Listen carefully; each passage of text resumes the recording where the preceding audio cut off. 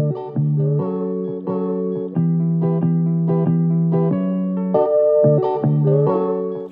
guys, it's me, Brent and Oliver. We're just kind of hanging out here in the office, which is what I usually do in the morning in January, hoping that sun comes up so it warms up my greenhouse dome. If it doesn't, that's okay. We'll just put an extra sweater on because we've got lots to do out there to prepare for spring, which is coming really soon in the greenhouse, in the dome, with that sun getting a little higher now that winter's here. So anyhow, what I wanted to do is highlight a couple of the seed catalogs I've been getting and some of the seeds that I found really interesting, that hopefully I'm going to be ordering a few if I can get them before they're gone, because a lot of the new varieties, they go pretty darn quick. So when you see them, you want to order them, and yeah, don't wait around on that. So today I'm going to highlight the Johnny Seeds catalog, and I found some really beautiful cut flowers and a couple of other goodies that I'm adding to my list, and hopefully share a couple of seed starting tips with you today that I use here in my garden in Northwest Ohio. So yeah, let's get a nap. Can we look at the catalog now? All right, you got a kiss? All right, here we go. Here is the latest catalog I received from Johnny Seeds here in the new year, and I love the front cover. How cute. This actually reminds me of a lady or a young college student that works at a local garden center here. So it's just a really nice cover that they chose. And look at that, zinnias. I love those. Those are gorgeous. Actually, some of those are zinnias. How pretty. So what I want to do really quick is just show you what this catalog's like, and you can go on johnnyseeds.com and order your own, or if you don't like having the paper around, you can also shop online at Johnny Seeds, which is super easy, and you'll find everything on their online catalog as well. It's a really well-made seed catalog, as you can tell. Tells a lot about what they do and about their seed company and so on. They've got everything pretty well organized in here. Easy to find things and very cool. I have a couple places marked, which I highly recommend it to get some of these little taggers. I don't know what you call these things. They're like Post-its, right? So get some Post-its and mark in the catalogs. If you have a favorite, if you're only going to order one from one specific catalog, awesome. I get quite a few different ones here, and I do like to shop around. So what I'll do is I put these tags. If it's something that I absolutely love and I'm going to order it, unless I see it in another company that I trust for cheaper, I'll be honest with you, I put the orange tag. If it's just something I just want to keep note of, I use the other colors. So that's just a little neat tip here. And I'll do a couple as we're looking here today. Here's the pole beans. Just a real pretty catalog. Beets, broccoli, carrots. Oh, this is cute. See, I think this is neat. I love catalogs when you can get visuals here and learn a little bit about the seeds. So that's always really nice. And oh, these are so gorgeous. I should try growing my own cauliflower this year. We get spoiled at the grocery store and they have all those beautiful varieties. However, it's just really special when you can grow your own. Let's see, what's the new ones this year? I love the eggplant. Oh, look, they got this new one. This one's interesting. Okay, so that looks like a good one. Probably put that in a raised bed. I am a huge fan of these mini patio varieties. These are really nice. They're always pretty in containers. And oh, there's my favorite fairy tale. So I should try growing those again this year. I've always had success. The really cool thing about these container, at least I know, like the fairy tale, and I've grown the Greta before. Actually, the patio baby too. I've grown. It's cute. It actually looks like. See that? I'll have to find a picture from my garden, but it actually grows just like that if you give it the right conditions. And the cool thing about these is, like, the older varieties of eggplant, or some of them you get at the grocery store, you actually have to soak the skin, soak the eggplant itself after you slice it before you use it in, like, eggplant parmesan, or if you grill it, or it's really hard to bite into and it's not soft, and sometimes it can taste kind of bitter. But I've never ever had that happen with these minis, so I'm definitely going to grow those again this year. And there's usually about 50 seeds in there for $4.50. That's not bad because you can save these seeds. I've had some of these for over 5 years if you store them the right way. Ooh, I'm gonna have to try these. Now, microgreens you can order and use pretty much now if you have the right setup inside. That's pretty easy, and I'll have to do that in another video. So I just love their catalog. I just wanted to flip through to show you what their seed selection looked like. And I've never got seeds from them that weren't amazing. They weren't great quality. They're totally worth the money, and they're really not priced that high, actually. So flip, lettuce. Oh, there's lots of new lettuce. 5-star greenhouse lettuce mix. Ooh. So here we go. Definitely need to get that one. Oop, I'll come back. And why did I pick that? Because it's new, and also because it's a greenhouse lettuce mix, and I like growing them in greenhouse. So I'll come back to that. I gotta check my pea stock. Peppers. Oh, you know I love peppers. So you can't go wrong with these.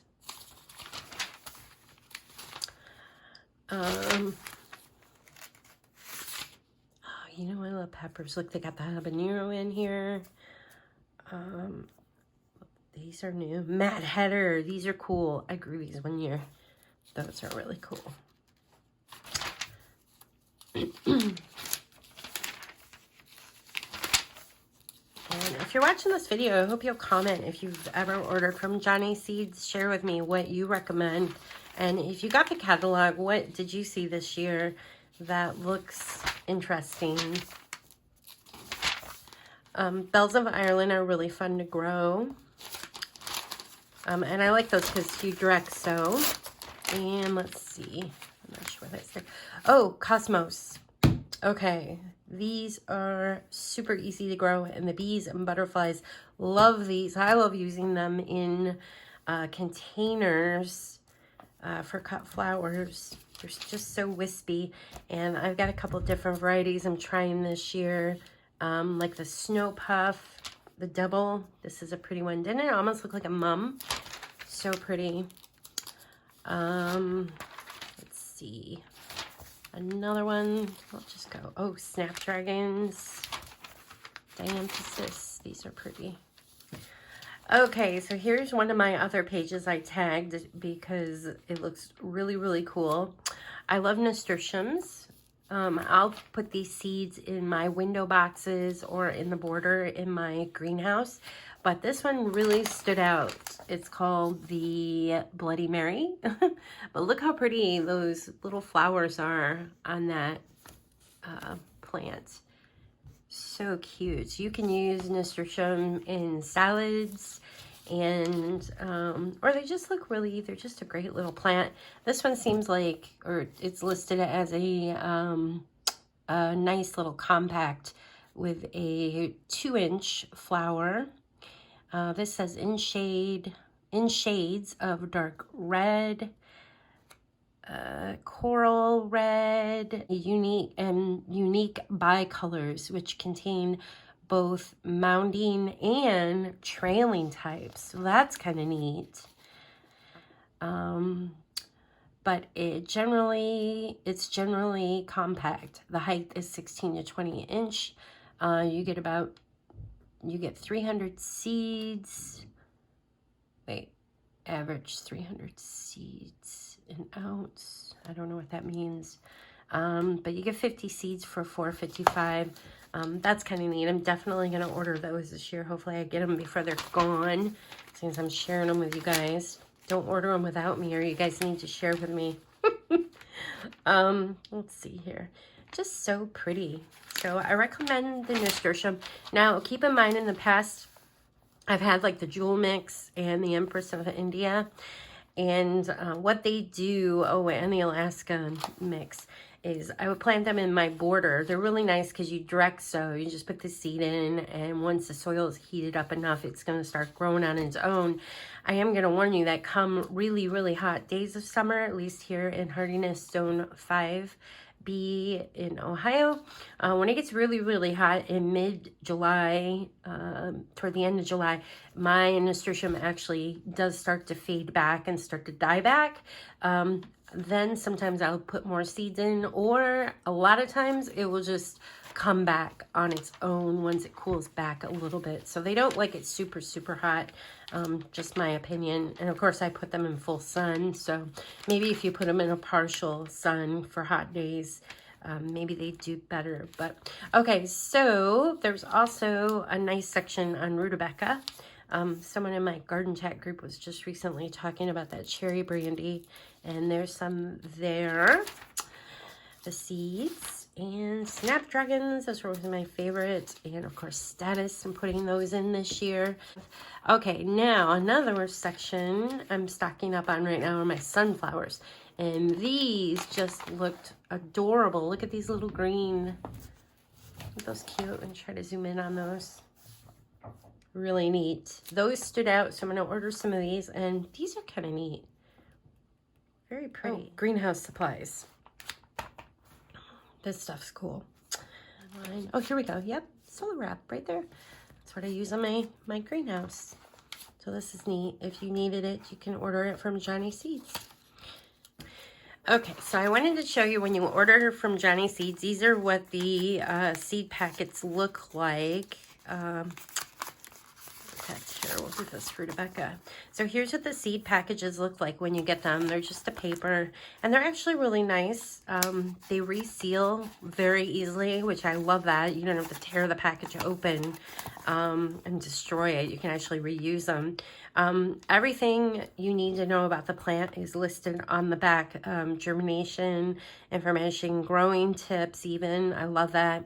It kind of tells you gives you ideas where to grow this. So this is a rutabaga, sun in average well-drained soil. Spacing on these, and harvest information, which is awesome. So let's see. So 8 to 10, this is what I'm looking for. So transplant, so 8 to 10 weeks before last frost. Light is needed for germination. So you can start these indoors. I've done that. You can also start them direct sow. I've done that as well. But if you want to start the plants early, get a head start, which I kind of recommend, because some of the seeds, like I have had birds eat my rutabaga before. So basically all you do with this to know when you're supposed to plant is you need to know your hardiness zone. That really helps. Like I said, I am hardiness zone 5B, Ohio, and my last frost date is usually May 15th. So the seed package actually said sow 8 to 10 weeks before the last frost. So you basically count back 8 weeks.